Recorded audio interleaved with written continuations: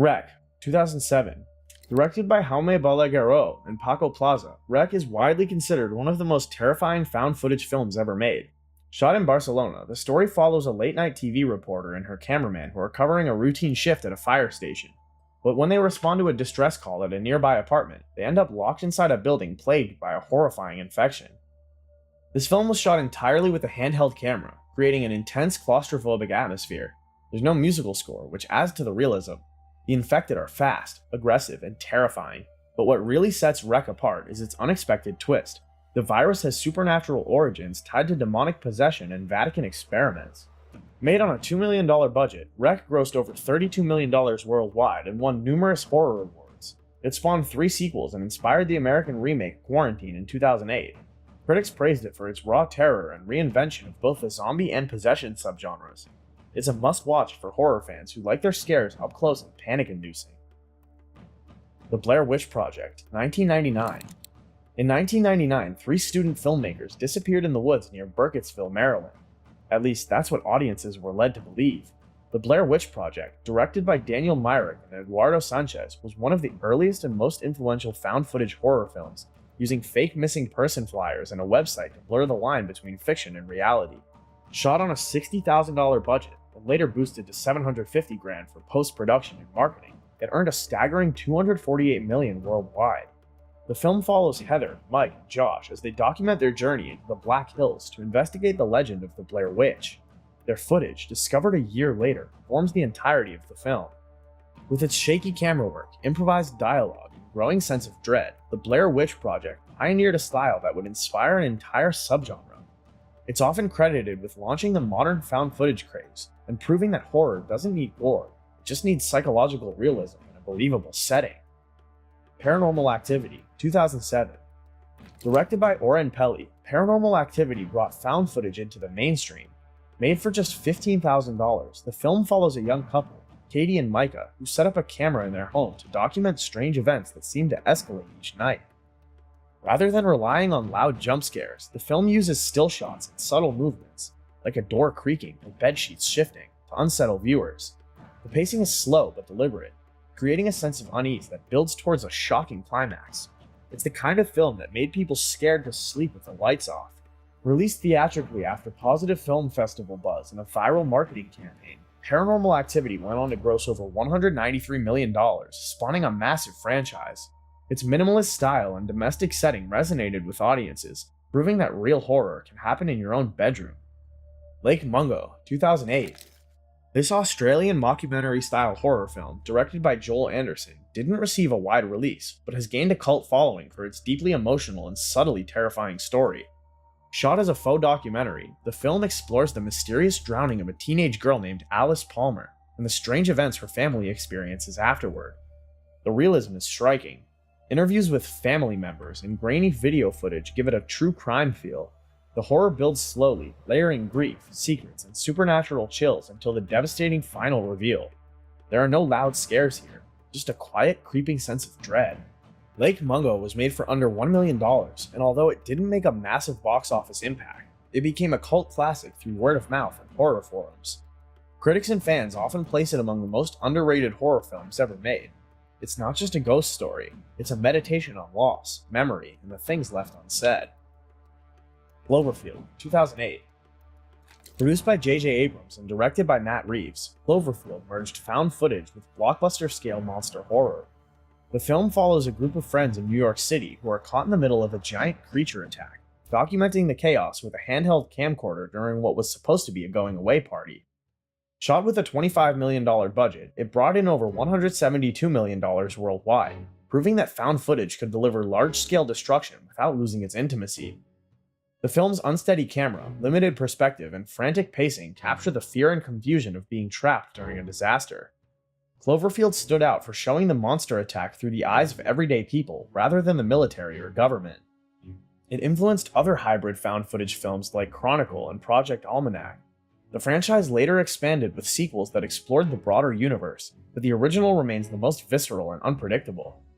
Host, 2020. Created during the early COVID-19 pandemic, Host is one of the most innovative and timely found footage films ever made. Directed by Rob Savage, it was shot entirely over Zoom, with actors filming themselves in lockdown. The premise is simple but terrifying. A group of friends conducts a virtual seance and accidentally invites a malevolent entity into their homes. Clocking in at just 56 minutes, the film makes the most of its short runtime. Glitches, lags, screen freezes, and digital distortions are all used to deliver genuine scares. It plays on the isolation and fear of lockdown, creating something uniquely modern yet classically chilling. Host was made on a shoestring budget but became a viral hit on Shudder, the horror streaming service. It topped multiple Best Horror of 2020 lists and even earned praise from The Guardian and Rolling Stone. It proved that you don't need a big screen, or even a traditional set, to terrify an audience, just a webcam and a well-timed knock. The Taking of Deborah Logan, 2014. Directed by Adam Robitel, The Taking of Deborah Logan starts as a documentary about Alzheimer's disease, but quickly devolves into a harrowing descent into possession and madness. The film crew follows elderly Deborah and her daughter for a medical research project, but as Deborah's behavior worsens, it becomes clear something far more sinister is at play. The film is both emotionally devastating and deeply terrifying. Jill Larson's performance as Deborah is often cited as one of the most unnerving in horror history. The story builds slowly with documentary-style interviews, home footage, and handheld sequences, culminating in a now iconic tunnel scene that shocked audiences worldwide. Made on a modest budget, the film found its audience through streaming platforms like Netflix and Amazon Prime. It blends body horror, found footage, and psychological terror into a uniquely disturbing package. Critics praised its layering commentary on aging and illness, as well as its commitment to absolute dread.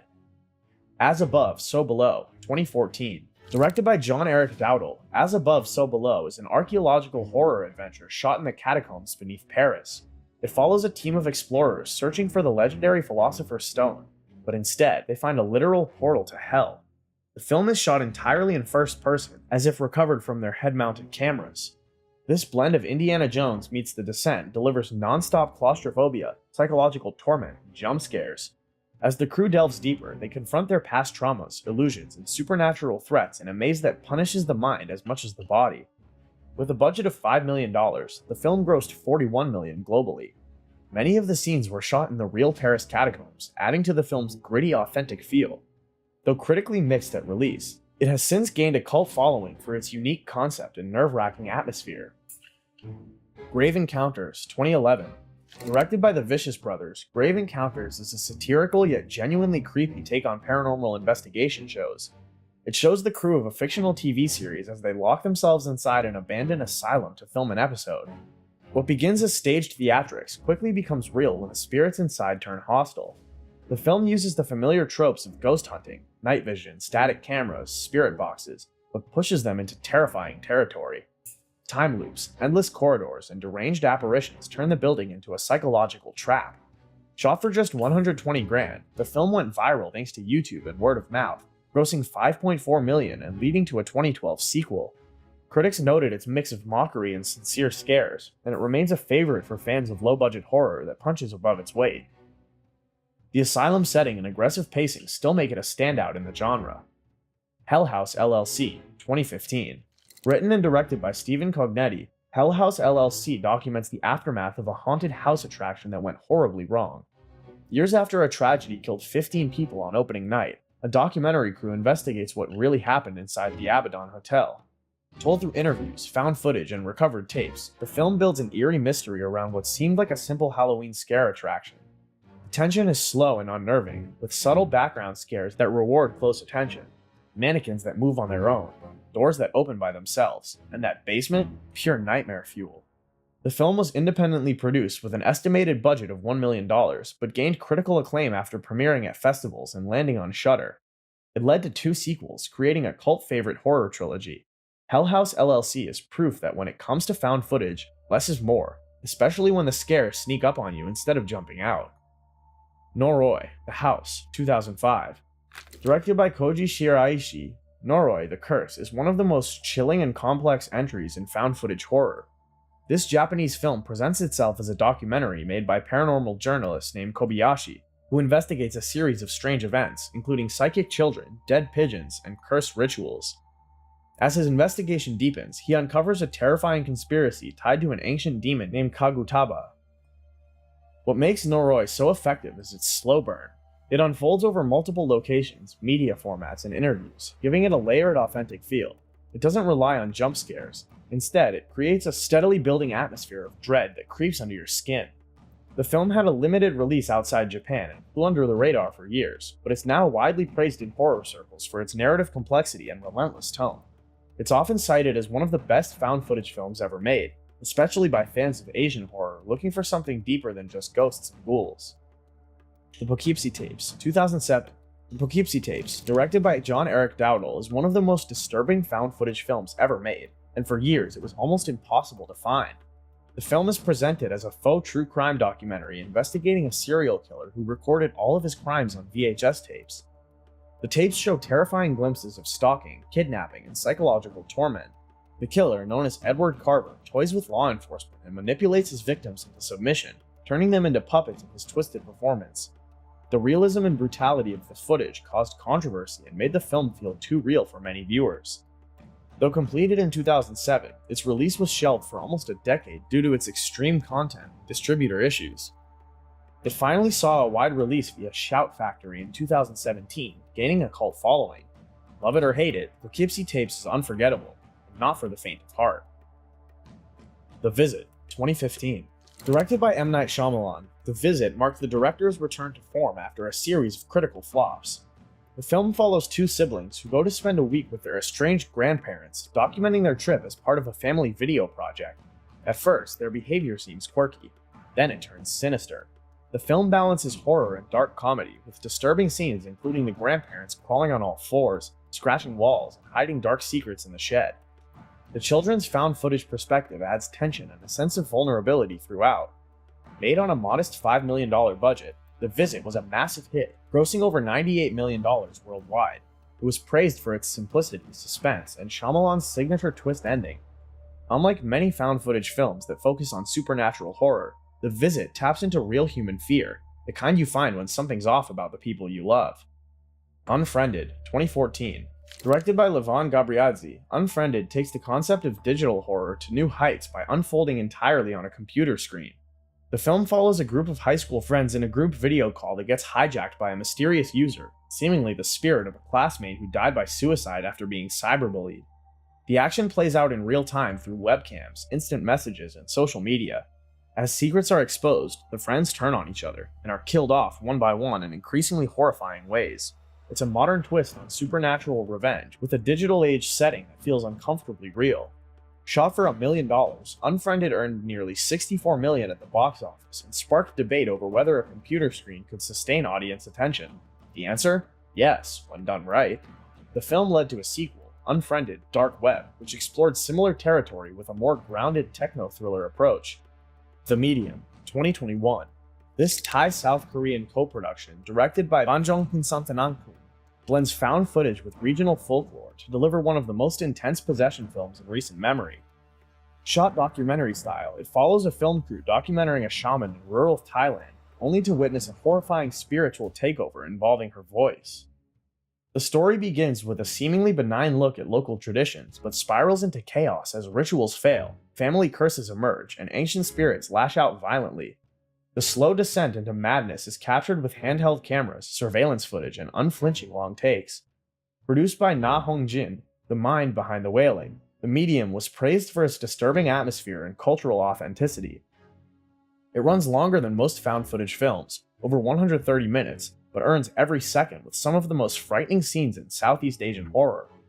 Though relatively new, The Medium is already making waves in international horror circles, especially among fans looking for spiritual horror that feels grounded, immersive, and devastating. And that wraps up our look of 15 of the most spine-chilling found footage horror films ever made. And since you asked in the comments, if we had to recommend just one to start with, it's Wreck. It's terrifying, fast-paced, and blends zombie horror with demonic lore in a way that still holds up today. Perfect if you want something that grips you from start to finish. So, which one gave you nightmares? And which one should we include in part 2? Drop your picks below and make sure to hit that subscribe button so you don't miss what's coming next.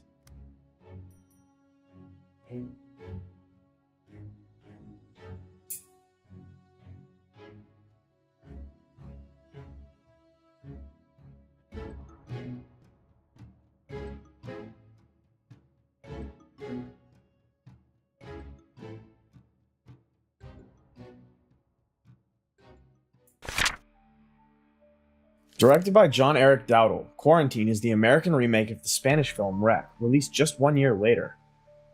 While it closely follows the original's plot, it adapts the story for a US audience and stars Jennifer Carpenter as Angela Vidal, a TV reporter shadowing firefighters during a night shift.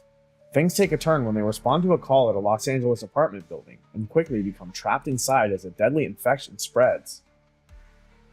Unlike Wreck, Quarantine strips away the demonic and religious elements, opting for a more scientific explanation tied to a mutated strain of rabies. The camera work stays true to found footage tradition, shaky, chaotic, and immersive. The building becomes a pressure cooker of panic as the infected violently attack in pitch-black stairwells and blood-soaked hallways. Shot for around $12 million, Quarantine grossed over $41 million at the box office. While fans of Wreck often debate which version is superior, Quarantine stands on its own as a competent, brutal, and tightly edited horror film.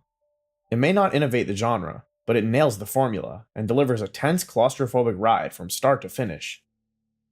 The Den, 2013. Directed by Zachary Donahue, The Den is a chilling blend of found footage and screen-life horror, long before that subgenre became mainstream. The story centers on Elizabeth, a graduate student researching online chat habits through a platform called The Den, a fictional version of Omegle or Chat Roulette. While exploring random video calls, she accidentally witnesses a brutal murder, but what she thinks is a disturbing hoax turns out to be part of a terrifying web of real-world surveillance and violence. Told entirely through laptop screens, video calls, emails, and browser activity, The Den immerses the viewer in Elizabeth's digital world. The film is fast-paced, unpredictable, and filled with subtle paranoia. As she tries to trace the killer, it becomes clear she's being watched, too, and nowhere online is safe. Shot on a modest indie budget, The Den became a hidden gem on streaming services, especially among horror fans looking for modern twists on found footage. Its themes of digital vulnerability, anonymity, and voyeurism hit even harder in today's always connected world. It's Unfriended before Unfriended, and arguably scarier. Afflicted, 2013. Afflicted, written and directed by Cliff Prowse and Derek Lee, takes the familiar found footage setup and infuses it with supernatural body horror. The film follows two best friends traveling across Europe with a camera in hand, documenting their adventure for a travel vlog. But after one of them has a strange encounter with a woman in Paris, he starts to exhibit bizarre symptoms: extreme strength, sunlight sensitivity, and thirst for blood. What begins as a travel documentary slowly mutates into a vampire origin story unlike any other. Using clever visual effects and first-person camera work, Afflicted puts viewers right inside the physical and emotional transformation. It's equal parts tragic and terrifying.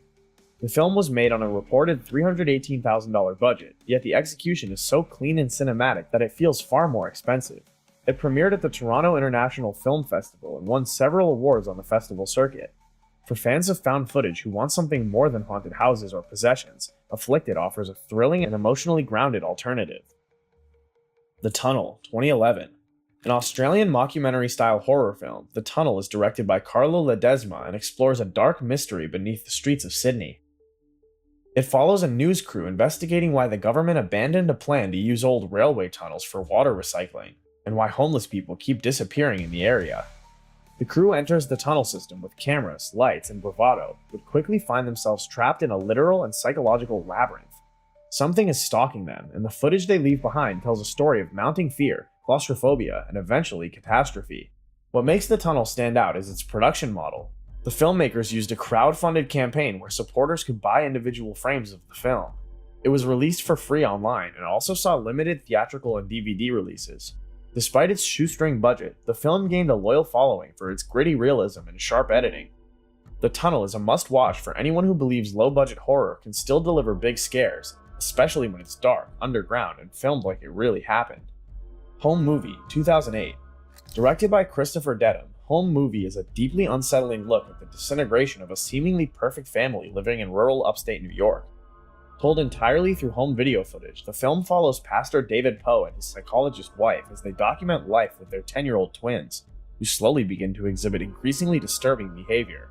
What begins as quirky or creepy child antics escalates into chilling displays of manipulation, violence, and cold detachment. The brilliance of Home Movie lies in its subtlety. There are no big jumps or shaky chase scenes, just quiet dread as the footage becomes darker and the parents' concern turns to desperation. The film plays heavily on themes of parenting, denial, and the fine line between innocence and evil.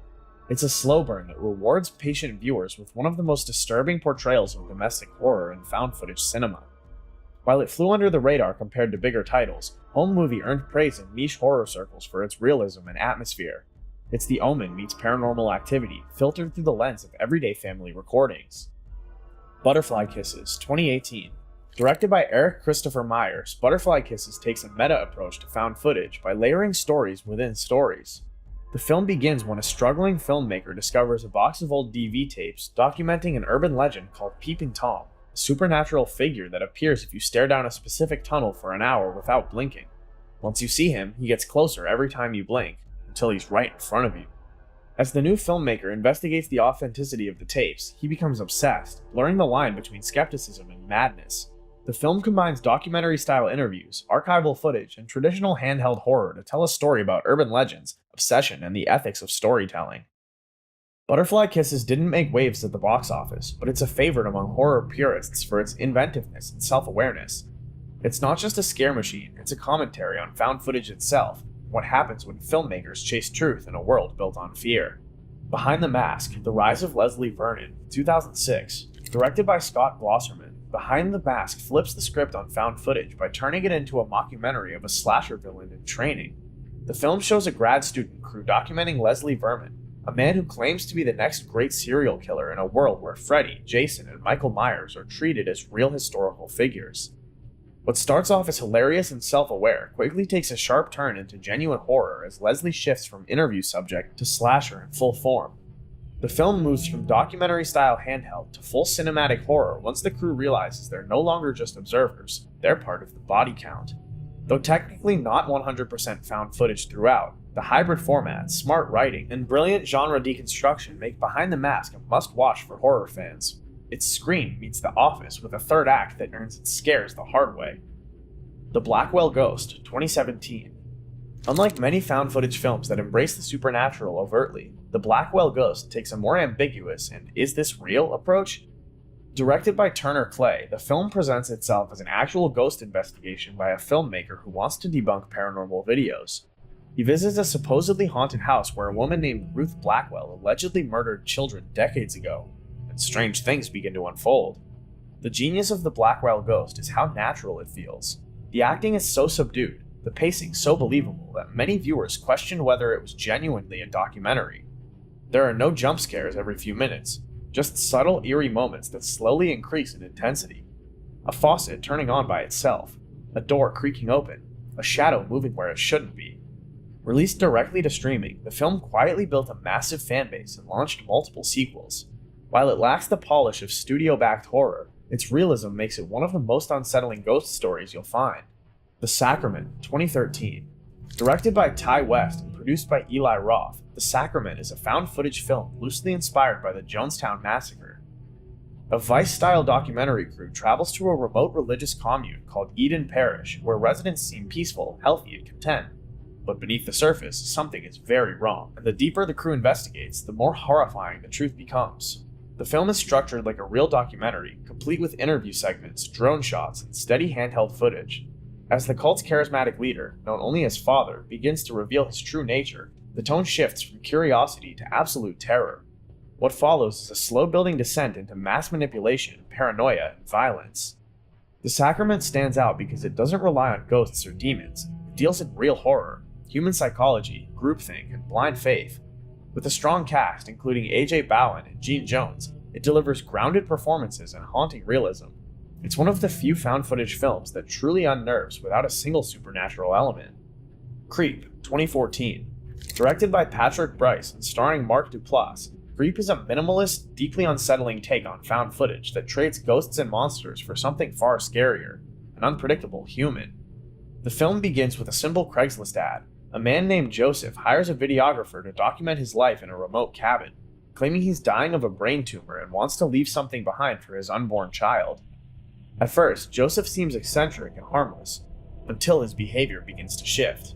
He invades personal space, makes bizarre confessions, and tells disturbing stories with a smile. The camera never leaves the protagonist's point of view, trapping the audience in the same emotional spiral of confusion, paranoia, and dread. Made on a $10,000 budget, Creep was released on Netflix and quickly gained a cult following. Its stripped-down approach and Duplass's chilling performance proved that a great horror film doesn't need flashy effects, just an idea that feels uncomfortably real. It spawned a sequel, Creep 2, with a third reportedly in development. VHS, 2012. VHS is a found-footage anthology directed by several up-and-coming horror filmmakers, including Adam Wingard, Ty West, and David Bruckner. The framing story follows a group of petty criminals who break into a house to retrieve a mysterious VHS tape, only to find a corpse and a stack of disturbing home videos that each tell a different terrifying tale. The segments range from demonic encounters to haunted Skype calls to alien abductions and murderous cults. What unites them all is the gritty lo-fi aesthetic and chaotic camera work that captures horror in its rawest form. Some standout shorts like Amateur Night and The Sick Thing That Happened to Emily When She Was Younger went on to influence entire horror subgenres. VHS became a viral hit in the indie horror circles and launched an entire franchise, including VHS 2, VHS 94, and VHS 99. While not every segment is a home run, the creativity and energy behind the project make it one of the most unique horror anthologies of the last decade. The Bay, 2012. Directed by Barry Levinson, yes, the same Oscar-winning director behind Rain Man, The Bay brings an environmental horror twist to the found-footage genre. Set in a small Maryland town during the 4th of July, the film unfolds through a mix of news broadcasts, smartphone videos, Skype calls, and surveillance footage, all documenting the rapid spread of a terrifying outbreak caused by mutated parasites in the water. The result? Infected townspeople begin exhibiting horrific symptoms, boils, hallucinations, bleeding, and in some cases, creatures crawling out of their bodies. The US government quickly tries to cover it up, but the footage lives on as a horrifying cautionary tale. Levinson reportedly based the film on real science about parasitic isopods and toxic waste in water supplies, adding a layer of disturbing realism. Though overlooked upon release, The Bay has since gained recognition for its timely ecological message and inventive storytelling format. It's one of the few found-footage films that feels like it could play out in real time on your evening news. Chronicle, 2012. Directed by Josh Trank and written by Max Landis, Chronicle is a rare fusion of superhero origin story and found-footage thriller. The film follows 3 high school boys who stumble upon a mysterious glowing object in the woods. Soon after, they develop telekinetic powers, but as their abilities grow, so does the darker side of human nature. The footage is supposedly compiled from smartphones, video diaries, security cameras, and eventually, floating telekinetically controlled cameras. It's a clever workaround that allows the film to retain the intimacy of found footage while incorporating large-scale effects and action scenes. With a budget of $12 million, Chronicle grossed over $126 million worldwide, making it one of the most successful films in the genre. It was praised for its character-driven narrative, especially the descent of one boy into superpowered villainy. It showed that found footage isn't just for horror, it can tell epic stories too. Deadstream, 2022. One of the newest entries in the found footage canon, Deadstream is directed by Joseph Winter and Vanessa Winter, and it combines horror with biting internet satire. The film follows Sean Ruddy, a disgraced YouTuber trying to win back his audience by live streaming an overnight stay in a supposedly haunted house. His goal? Face his fears live on camera and reclaim his sponsorships. Armed with body cams, drones, and GoPros, Sean documents every step of the night, until he accidentally unleashes a demonic spirit. What follows is a chaotic, hilarious, and genuinely scary sequence of supernatural attacks, with Sean desperately trying to survive and keep the stream going. Premiering at SXSW 2022, Deadstream was released by Shudder and instantly became a fan favorite. It's Evil Dead meets Twitch, with manic energy, practical effects, and a lead performance that's equal parts annoying and lovable. For horror fans burned out on influencers, it's a breath of fresh and terrifying air. That wraps up part 2. You've just survived another round of cursed tapes, haunted houses, and viral horrors caught on cam. If you're not sure where to start, it's chaotic, hilarious, and surprisingly terrifying. Basically everything you want in a modern found footage flick. Think we should keep going? There's plenty more where that came from. Drop a comment if you want part 3. And don't forget to hit subscribe before something hits back.